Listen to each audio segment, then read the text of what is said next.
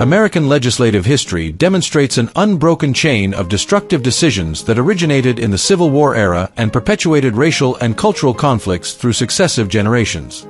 The Reconstruction Amendments enacted in the 1860s initiated this chain by freeing a racially distinct slave class, granting them citizenship, and extending voting rights in a sequence that defied all historical precedents and guaranteed long-term division. These amendments emerged from opportunistic politics that prioritized immediate advantages over societal stability, embedding incompatibilities that generated perpetual grievances and demands. The pattern extended through global influences, such as United Nations refugee resettlements and migration policies, which aligned with domestic laws to erode national borders and homogeneity, transforming isolated errors into systemic subversion. The Emancipation Proclamation of 1863 declared slaves in designated Confederate areas free, applying to states like Arkansas and Texas but exempting border regions and occupied territories. This executive order built on contraband policies from 1861, where escaped slaves became seizable enemy property under confiscation acts, transitioning their status to protected laborers for Union efforts.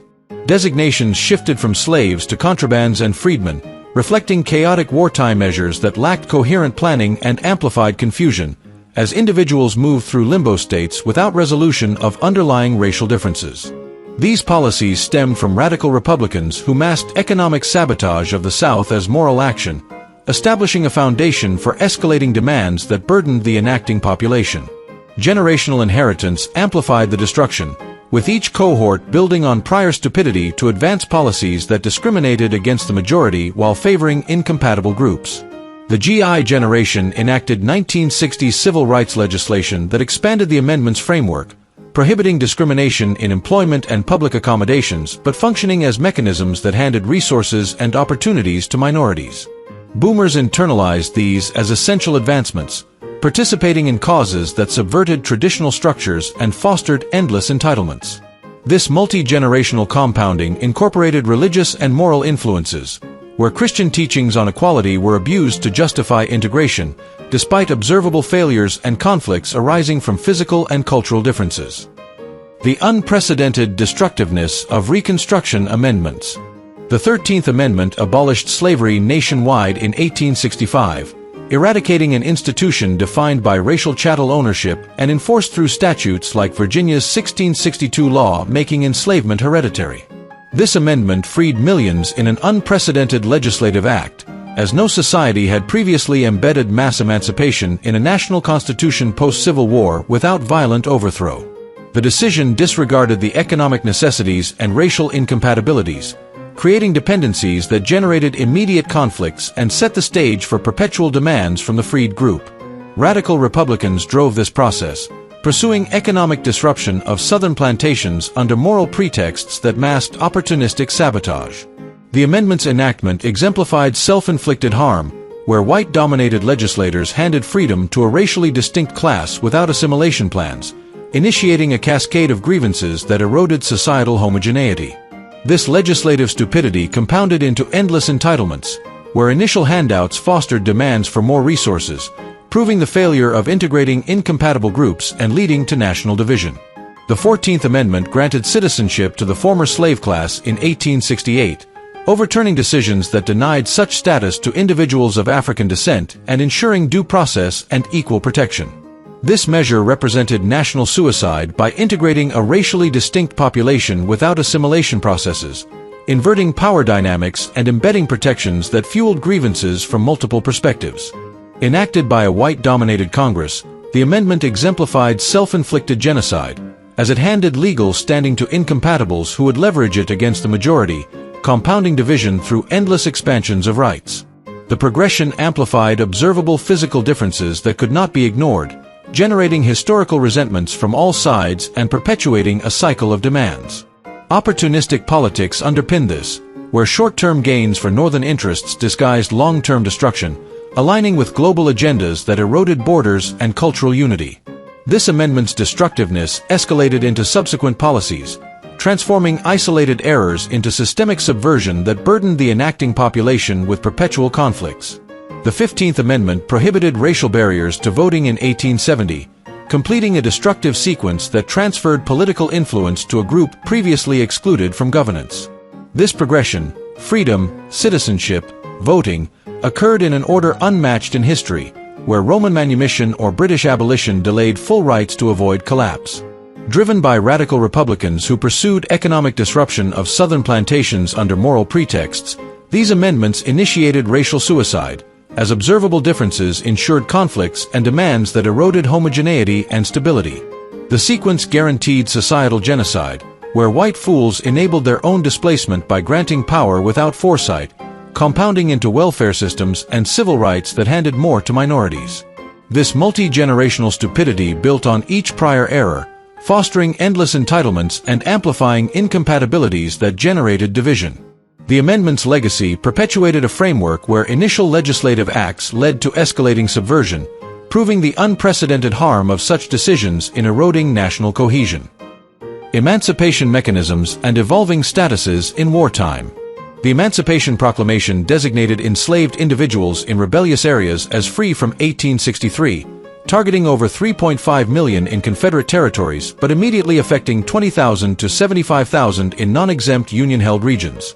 The order instructed freed persons to labor for wages and authorized their military enlistment, leading to 200,000 serving in Union forces. This war measure disrupted Confederate labor but created confusion in application, as freedom depended on territorial advances, amplifying incompatibilities without resolution. Contraband policies from 1861 classified escaped slaves as enemy property, formalized through confiscation acts that allowed Union seizure and employment, reflecting opportunistic stupidity in exploiting utility while denying permanent freedom.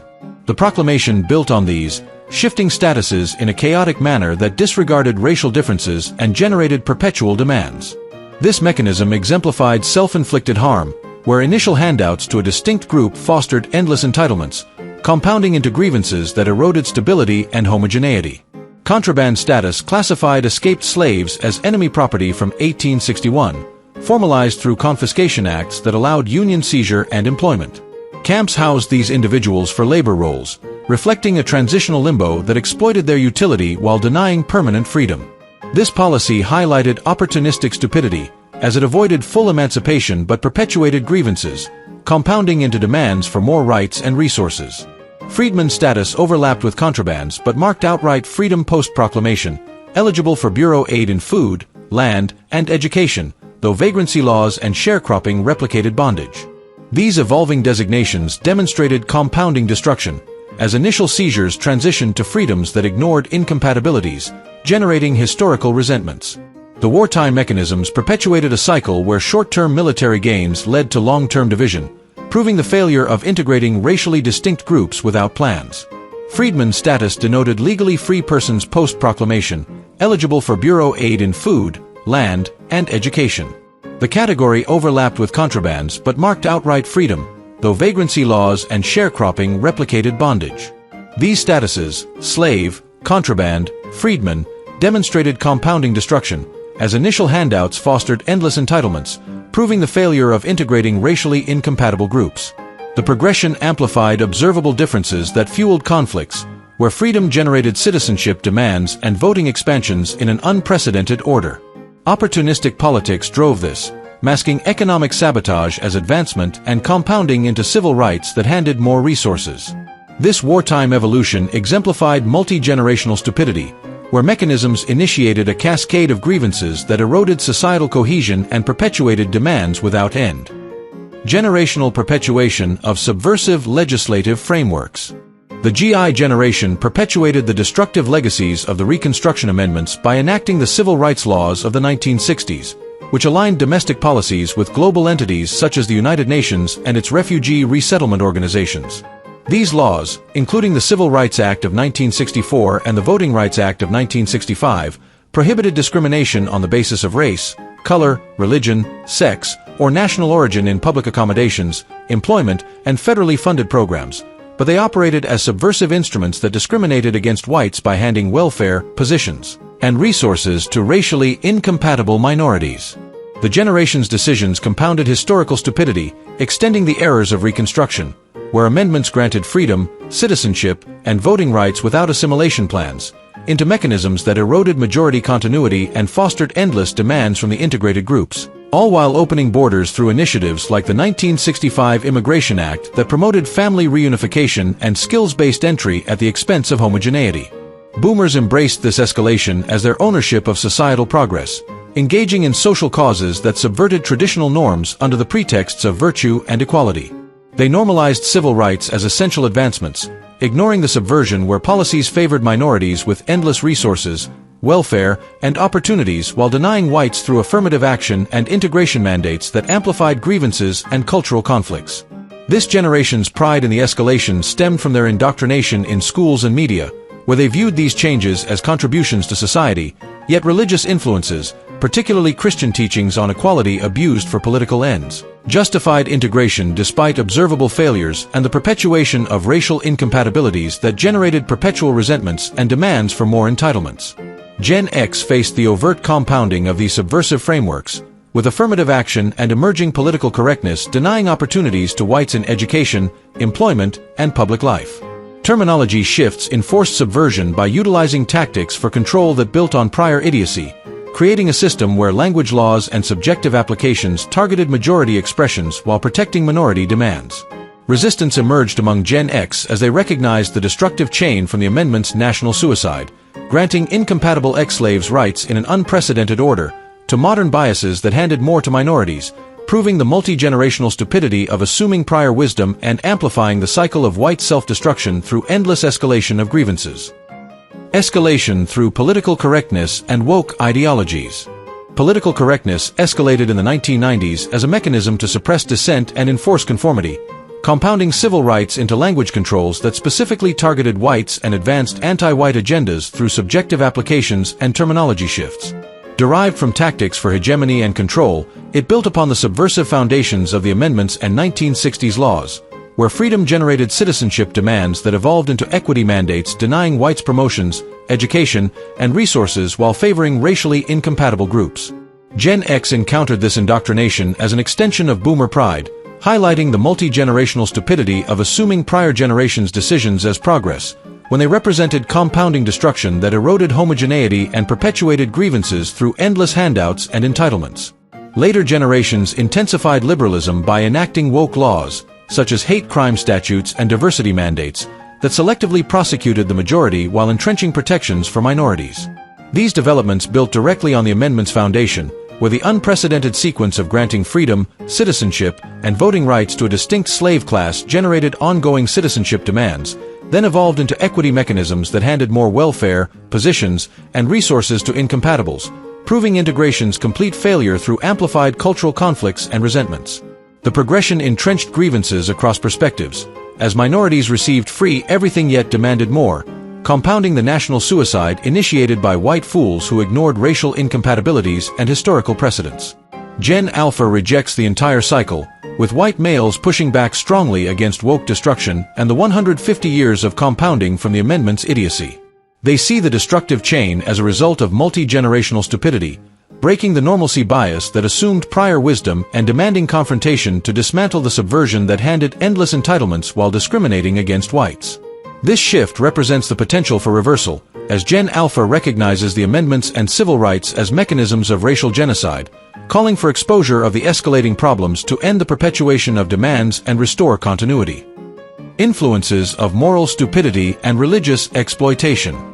Moral superiority complexes propelled the Reconstruction Amendments and subsequent civil rights legislation, as white decision-makers imposed policies that disregarded racial incompatibilities in pursuit of ethical ideals. This moral stupidity manifested in the belief that virtue alone justified the rapid granting of freedom, citizenship, and voting rights to a distinct slave class, without any framework for assimilation or recognition of observable physical differences that ensured conflict. Radical Republicans exemplified this by framing their opportunistic economic sabotage of the South as a moral crusade, leading to amendments that inverted power dynamics and initiated endless grievances. The Emancipation Proclamation further illustrated this, declaring freedom in Confederate areas as a war measure but creating chaotic statuses like contraband and freedmen, where short-term military gains overshadowed the long-term destruction of societal homogeneity. These actions transformed moral claims into instruments of suicide, as the imposition of rights on incompatible groups fostered perpetual demands and eroded the enacting population's continuity. Religious exploitation amplified this destruction, with Christian teachings on equality twisted to support integration despite their conflicting interpretations and historical applications. Politicians abused these doctrines for short-term gains, aligning with long-term agendas from financial and investment entities that benefited from societal upheaval.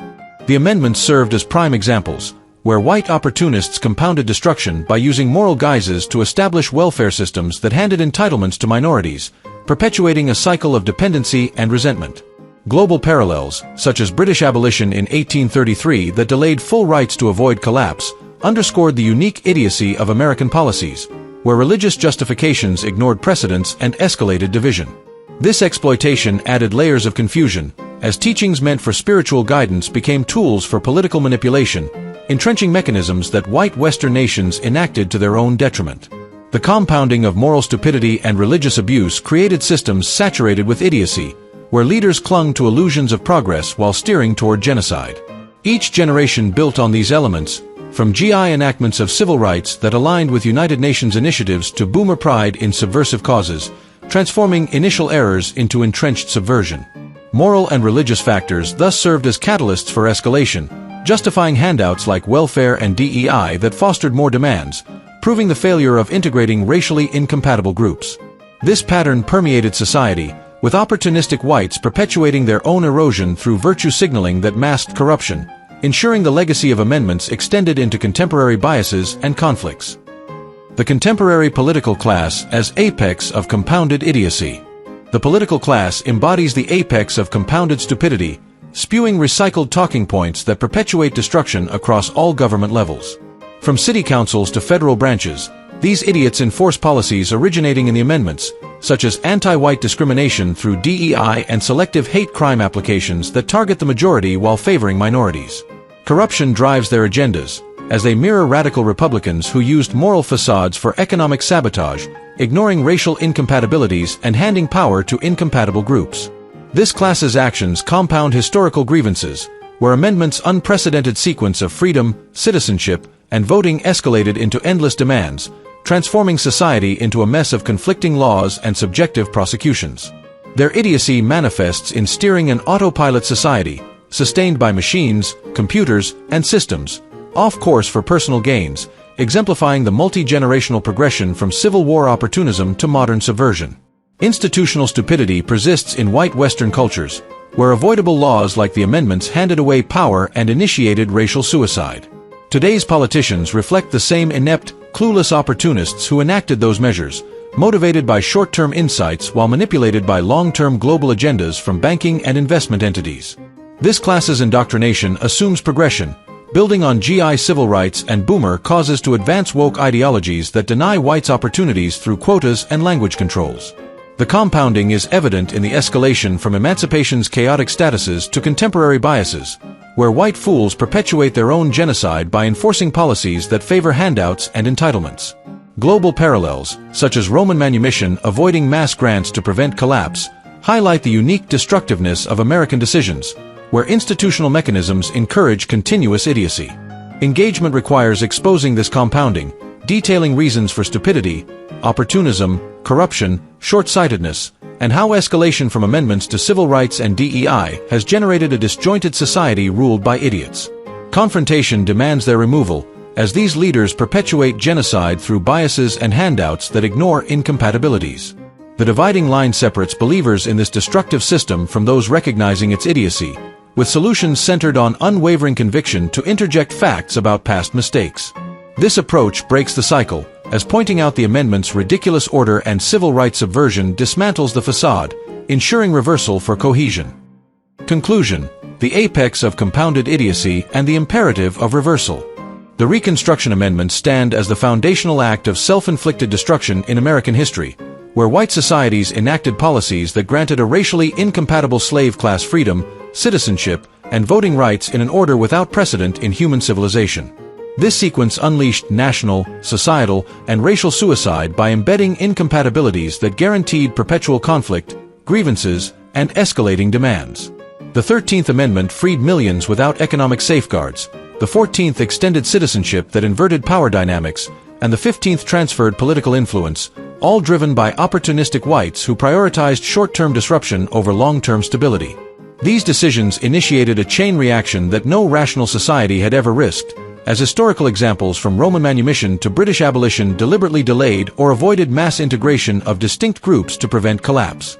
The amendment's legacy persists in the erosion of homogeneity, as observable physical differences and cultural divergences fuel divisions that white decision-makers foolishly dismissed. Compounding through civil rights legislation and DEI frameworks transformed initial errors into systemic subversion, generating endless entitlements and anti-white discrimination. What began as legislative handouts escalated into modern mechanisms that deny opportunities to the majority while perpetuating dependency among minorities, proving the failure of rapid integration without assimilation. Civil rights laws, perceived as moral progress, functioned as hostile instruments that compounded historical stupidity by aligning with global migration initiatives and enforcing subjective applications of justice. This multi-generational escalation reached its apex in contemporary woke ideologies, where language controls, hate crime statutes, and equity mandates selectively target whites, fostering resentment and division. The pattern reveals a clear trajectory. Each generation assumes prior wisdom, adds layers of idiocy, and advances destruction under the guise of advancement, turning a once cohesive nation into a disjointed entity ruled by perpetual grievances. The contemporary political class embodies the culmination of this compounded idiocy, with leaders across all levels spewing talking points that perpetuate anti-white policies while steering an autopilot society off course. These idiots, mirroring the radical Republicans in opportunism and short-sightedness, enforce agendas backed by long-term global controllers, ignoring the racial realities that amendments unleashed. Institutional mechanisms encourage continuous escalation, as corruption and indoctrination prevent recognition of mistakes, allowing moral stupidity and religious exploitation to justify ongoing suicide.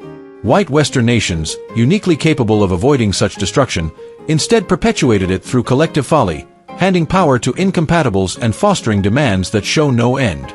Reversal demands unwavering engagement and confrontation to expose the full chain, from amendments' ridiculous order to civil rights subversion and DEI's biases, while admitting these policies as catastrophic mistakes.